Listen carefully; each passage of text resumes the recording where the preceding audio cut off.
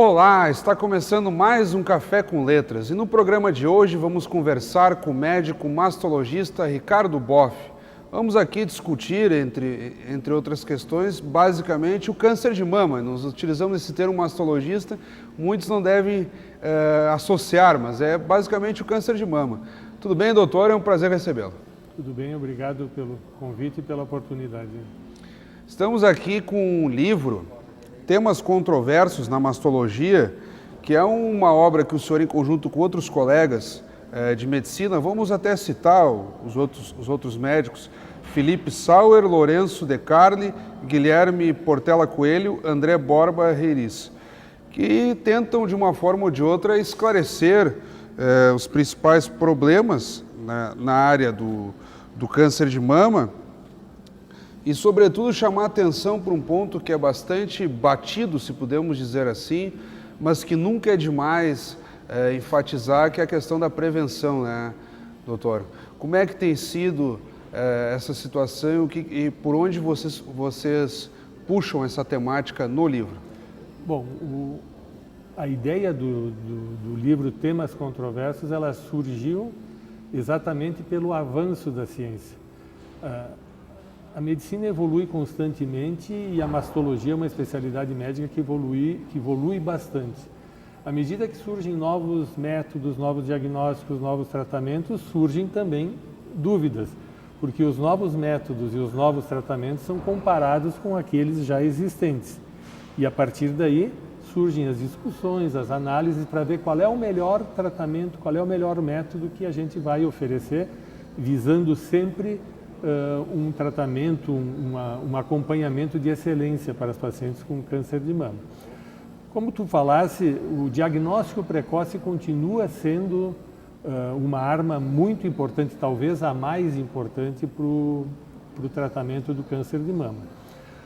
Esse aspecto está contemplado no livro através de capítulos falando de mamografia, de ecografia, de ressonância, de tomossíntese, porque a gente sabe que quando o câncer de mama é diagnosticado em estágios iniciais, lesões pequenas, abaixo de 1 centímetro, preferencialmente em fase de calcificações, os índices de cura chegam próximos a 100%, com mínima mutilação da mama e com o restabelecimento de uma qualidade de vida após o tratamento absolutamente normal. Eu lembro que até pouco antes da nossa gravação, nós conversávamos fora do ar a respeito do Outubro Rosa, que todo ano mundialmente é feita esse momento de conscientização no decorrer desse mês, em Caxias do Sul não é diferente, a questão do diagnóstico. E eu recordo que anos anteriores a administração municipal aqui entregava às mulheres um brinco, e ele era com uma circunferência da medida que fosse possível ainda curar, digamos assim. Que se a mulher fosse encontrado um nódulo daquela circunferência do brinco, ainda as chances de cura eram de praticamente 100%. Batendo de novo que quanto mais precoce fosse o exame e a detecção do problema, maiores as chances, obviamente, de cura. E quantitativamente, o senhor até me dizia, já temos uma ideia de 12, 13 mil mulheres que morrem por ano decorrentes dessa doença no Brasil, né? No Brasil existe um número de novos casos ao redor de 50, 55 mil e ao redor de 12, 13 mil pacientes, infelizmente, falecem pela doença. Mas é uma margem alta. É uma margem ainda alta, embora a gente tenha notado nos últimos anos, até nas últimas 2 décadas, uma diminuição do índice de mortalidade como consequência do diagnóstico precoce e de tratamentos modernos. Mas se nós temos uma margem de 50 a 55 mil novos casos e ainda no patamar de 12 a 13 mil mortes, nós temos aí uma relação bastante elevada, né? Ao redor de 25% Exatamente. dos casos diagnosticados. Então, por isso que é importante sempre ressaltar os métodos de imagem, os métodos radiológicos, eles não previnem o aparecimento da doença, não evitam, mas eles permitem diagnósticos bem iniciais em lesões menores de 1 centímetro e lesões em fase de calcificações, que são lesões com praticamente 100% de cura. E isso tem aumentado no mundo todo o diagnóstico de lesões não palpáveis, que é o que a gente procura atualmente. Vocês fazem então um exame por meio de vídeo para detectar aquilo que não é possível pelo método tradicional, que seria pelo diagnóstico tátil. O diagnóstico tátil, o médico que é acostumado a palpar, o mastologista, ele tem condições de detectar lesões a partir de 1 centímetro e se a mama não for muito densa, não for muito granular, ele pode detectar até lesões de 8 milímetros. A paciente normalmente tem uma sensibilidade, um limite de palpação a partir de 1,5 centímetros. Abaixo desses 1 centímetro que eu falei, quem vai fazer a detecção são a mamografia, a ecografia, a ressonância, todos esses métodos utilizados. Eu falava em tom de provocação e até aquela questão alegórica do famoso brinco com a circunferência. Qual seria o tamanho de circunferência que ainda é possível, digamos, alcançar maiores chances de cura desses nódulos? Bom, com os avanços no diagnóstico e no tratamento, até nódulos grandes podem ser curados, e a gente tem muitos casos na prática diária. Mas o ideal é que a gente tenha nódulos abaixo de 1 centímetro. Né? Claro, não quer dizer que uma paciente que tenha um nódulo com 2 centímetros não possa ser curada. A maior parte é curada, mas eu falo em proporção de 95% até 100% de cura em lesões abaixo de 1 centímetro. E para quem nos acompanha, Dr. Boff, sobretudo mulheres, sempre que se fala em câncer de modo geral, e não estamos tratando só do câncer de mama, as pessoas rapidamente associam a mecanismos e tratamentos muito dolorosos e desgastantes, como, por exemplo, quimioterapia, radioterapia, cirurgias, entre outros procedimentos que, porventura, se fazem necessários. Nessas pesquisas e nos artigos e estudos que vocês trazem no livro, já tem sido possível alcançar métodos de tratamento que sejam, digamos assim, menos desgastantes para o organismo? É justamente pelo diagnóstico precoce, por lesões pequenas, vou te dar um exemplo assim, lesões de 4, 5 milímetros. Muito provavelmente, quase com certeza, a paciente não vai perder a mama, ela vai manter a mama, ela vai fazer só a radioterapia, que é um método de excelente tolerabilidade, que é aquele aparelho que emite radiação na mama, e poderá não precisar de quimioterapia. Então, quanto mais precoce o tratamento, quanto mais precoce o diagnóstico, muitas vezes o tratamento é menos agressivo. Mas vamos dizer o seguinte, Dr. Boff, em algumas oportunidades, vamos supor, a pessoa não está fazendo o exame de rotina ou não chegou ainda naquele prazo pré-agendado, digamos assim, vamos supor, toda mulher, numa determinada faixa etária, começa a fazer exames mais periódicos. E vamos supor que não chegou ainda naquele mês do ano que ela fosse fazer o exame e aí, digamos, que por uma fatalidade já esteja com câncer de mama. Existe uma faixa etária ou progressivamente em que se deva aumentar a frequência com que se faz o exame do câncer de mama? Essa tua colocação é bastante pertinente sobre a idade em que se deve começar. Numa mulher que não tenha histórico familiar, o rastreamento deve iniciar aos 40 anos, com mamografia e ecografia, caso haja necessidade. Isso em caráter anual, uma vez por ano após os 40 anos. Naquelas pacientes que têm histórico familiar de primeiro grau, que tenham tido a mãe ou irmã com câncer de mama, esse rastreamento deve começar aos 35 anos. E vai aumentando, então, a frequência? Em caráter anual. Tem pacientes com um risco muito alto familiar que a gente algumas vezes tem que fazer um acompanhamento semestral. É bastante complicado, às vezes as pessoas têm até preconceito de querer fazer o exame. Não vai acontecer comigo, ou não precisa, né? E muitas vezes é a própria vida que está em risco. Né? E os dados têm, nos últimos 20 anos, graças ao rastreamento radiológico, a gente tem obtido índices de cura elevados, importantes, o que anima, né, a gente a cada vez mais indicar que as mulheres façam o seu acompanhamento anual, principalmente após os 40 anos e quem tiver histórico familiar a partir dos 30, 35 anos. Quando se fala em medicina e a busca de diagnóstico, sempre entra as questões concernentes a evoluções tecnológicas. O que tem sido de mais moderno em termos de diagnóstico e posteriormente, se for o caso, de tratamento na questão do câncer de mama? Bom, de uma maneira geral, no diagnóstico, as mamografias têm ficado bem mais seletivas, os aparelhos de ecografia, existe um método que se chama tomossíntese, que é como uma tomografia da mama, que dá ótimos resultados, a ressonância. Do ponto de vista cirúrgico, as cirurgias são cada vez mais conservadoras e naquelas pacientes em que há necessidade de retirada da mama, as técnicas de reconstrução também evoluíram bastante. No que diz respeito à radioterapia, os aparelhos hoje em dia também estão muito evoluídos, com técnicas de conformacional, com mínimos para-efeitos, e as drogas utilizadas em quimioterapia também melhoraram muito. Quando o senhor fala de cirurgias conservadoras, A cirurgia conservadora é a retirada da área do tumor com uma margem, preservando a mama e se fazendo apenas a retirada de um gânglio na axila, que é o linfonodo sentinela.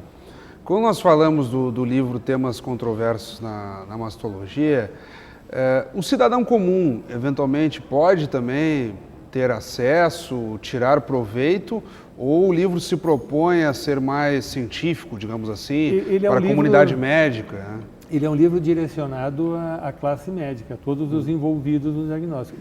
Embora ele tenha algumas informações importantes para quem não é médico também, mas basicamente ele é destinado à classe médica.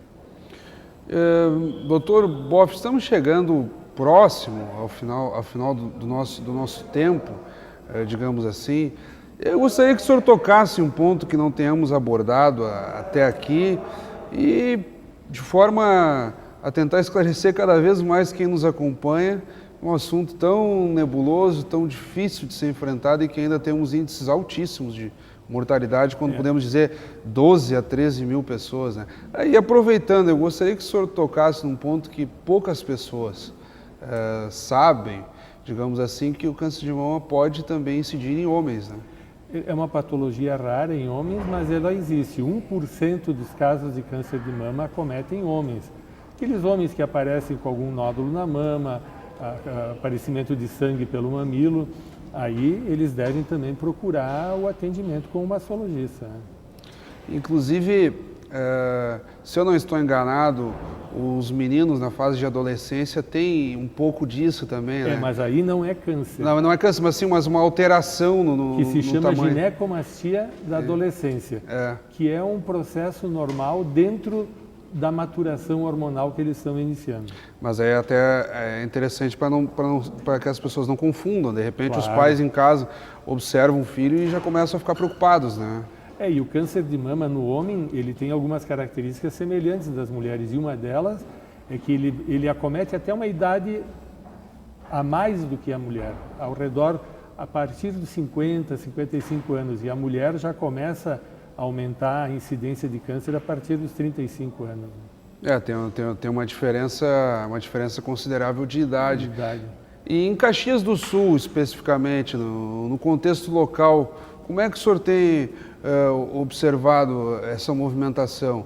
Nós citamos a questão do Outubro Rosa todo ano, algumas ações específicas no sentido de fazer um mutirão de conscientização, de diagnóstico. A cidade tem dado conta, tanto no diagnóstico quanto no combate à doença, ou ainda tem espaços a serem avançados? Eu acho que do ponto de vista médico, Caxias do Sul é uma das cidades referência no país com relação a câncer de mama. Com relação a diagnóstico, tanto em nível de consultório privado quanto em nível público, a conscientização é muito grande e talvez seja uma das cidades que mais preste atenção à conscientização com relação a diagnóstico precoce.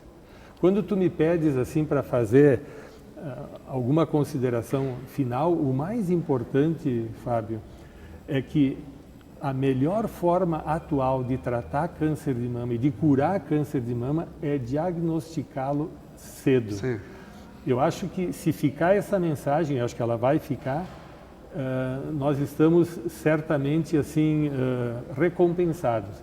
Fazer diagnóstico precoce é mamografia anual, ecografia quando for indicada, quando a mama for densa, autoexame, as próprias mulheres se examinarem. Se nós juntarmos todas essas condições, nós vamos poder diagnosticar a maior parte dos casos de câncer de mama em estadio 1, Sim. que é estadio muito próximo, quase sempre, da cura.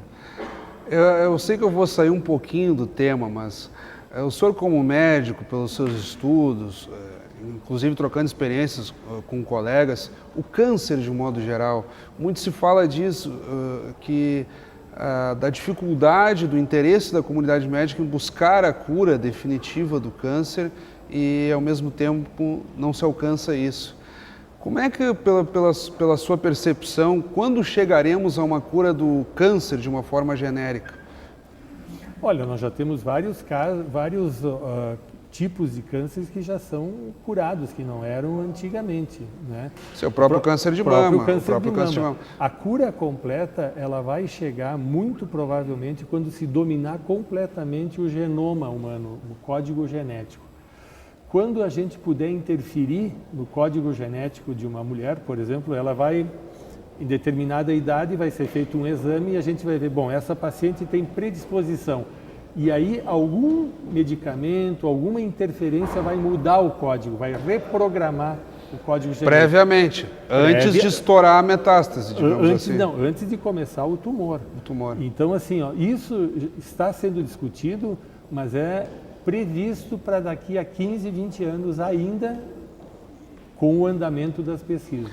Porque sempre que se fala nos temas científicos e se acompanha as entrevistas, as intervenções dos especialistas, eu lembro que aí vamos em torno de 15, 20 anos atrás, ou até mais, quando se começou aqueles primeiros projetos, o projeto Genoma, aí mais adiante houve o desenvolvimento das chamadas células-troncos, com aquelas ovelhas que foram clonadas e tal.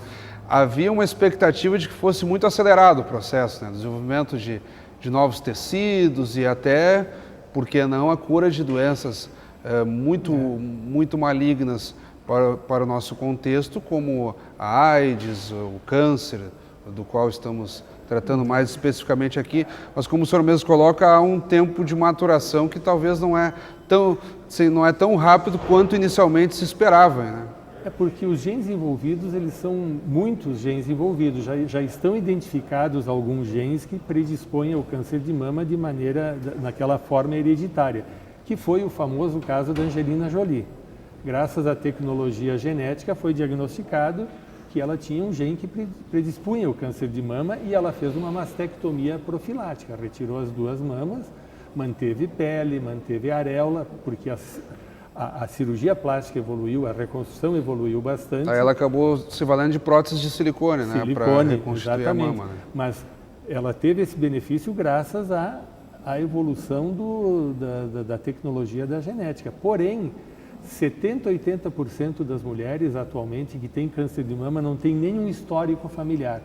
Então, qual é o futuro? 70% a 80% das pessoas que acabam tendo a doença não tem histórico familiar. Não tem histórico familiar e nem um fator de risco. É complicado. Né?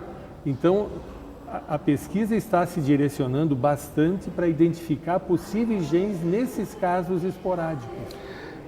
O senhor pode me corrigir, mas para que as pessoas entendam, o câncer ele surge de um problema celular que em determinado momento se manifesta, né? Exatamente. E aí o que o senhor está tentando colocar é o seguinte, que em determinado momento seja possível, digamos, fazer inferências, tentar prever essas possíveis alterações. Exatamente, né? É o que se pretende no futuro. Porque o que faz uma célula transformar-se numa célula maligna? Todos nós temos nas nossas células mecanismos genéticos que proliferam e que reprimem e que suprimem. Então é do equilíbrio dos genes que proliferam com os genes que suprimem que a gente não tem câncer. O câncer normalmente se desenvolve por alguma alteração genética, ela pode ser mediada, por exemplo, por alimentação, por agrotóxico, por gordura, por vários fatores, por terapia de reposição hormonal prolongada, e faz com que um desses fatores ele prevaleça sobre o outro. Se falta supressão, né, a proliferação aumenta.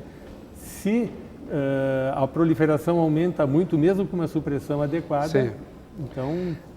então é esse o caminho, né? Mas aí o senhor começa a colocar um vilão que nós temos, que são os nossos próprios hábitos, que passamos a adquirir a partir dos adventos tecnológicos. Quer dizer, para esquentar um alimento, vai no micro-ondas. A todo instante estamos praticamente com smartphones em contato com a pele, ou no bolso, Sim. ou próximo à cinta, as mulheres na bolsa, mas estamos o tempo todo em contato com isso. Os próprios alimentos já têm muitas vezes conservantes, elementos artificiais que são, sem dúvida nenhuma, cancerígenos em determinado momento, que podem inclusive acelerar uma propensão. Né? Esse é um dos fatores que está sendo bastante estudado naqueles casos esporádicos que não tem uma causa bem definida, que é o uso da gordura, o uso em excesso da gordura saturada. Os agrotóxicos. Os agrotóxicos estão cada vez mais tendo um papel nisso no câncer, né? Não só de mama, como outros tipos de câncer de esôfago, de estômago, de outros tipos de tumores, né?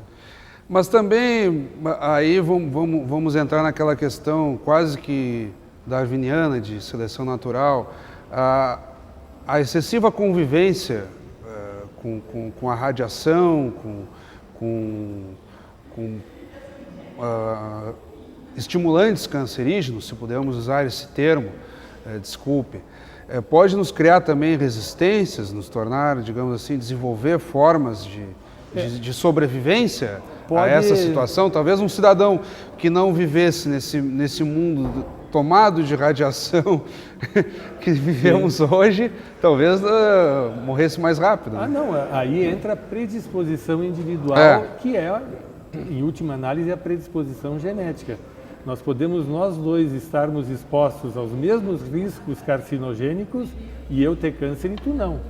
Então, aí entra a predisposição individual, que é o fator genético. Que é com isso que a medicina pretende contar, digamos assim, para driblar, digamos, esses fatores que facilitam, digamos assim, a incidência de câncer e que, infelizmente, é difícil tirar do nosso dia a dia. Né? Pelo menos temos esses movimentos de consumo de alimentos orgânicos, que já é uma iniciativa nesse sentido. Agora, o micro-ondas é impressionante. O micro-ondas tomou conta da rotina das famílias de tal forma, né? A maneira como preparar alimentos, não só lavar, mas também retirar a casca, porque a impregnação pelos agrotóxicos é grande. Né? E aí, se nós tivéssemos aqui um representante do meio agrícola, ele diria que é praticamente impossível manter uma produção, digamos assim, sem ter os chamados defensivos agrícolas ou agrotóxicos. Aí vão se discutir, não, mas eu uso uma quantidade que não é tão alta. Então é difícil chegarmos àquilo que é realmente o ideal para a saúde, mas que também seja comercialmente viável, porque mal ou bem vamos ter que adquirir esse alimento e ele não pode ser tão caro, né? E novas técnicas vão ter que ser desenvolvidas para diminuir a utilização de agrotóxicos. Esse equilíbrio ecológico, ambiental, ele é fundamental, não só hoje, principalmente para o futuro. Mas aí só chega a falar em transgenia ou basicamente digamos assim, uma política de incentivo à produção de alimentos orgânicos? Eu acho que o caminho é uma política de incentivo a alimentos orgânicos e a reduzir o uso dos defensivos agrícolas, porque os defensivos agrícolas têm substâncias na sua fórmula que em laboratório induzem câncer de mama em ratos, em cobaias.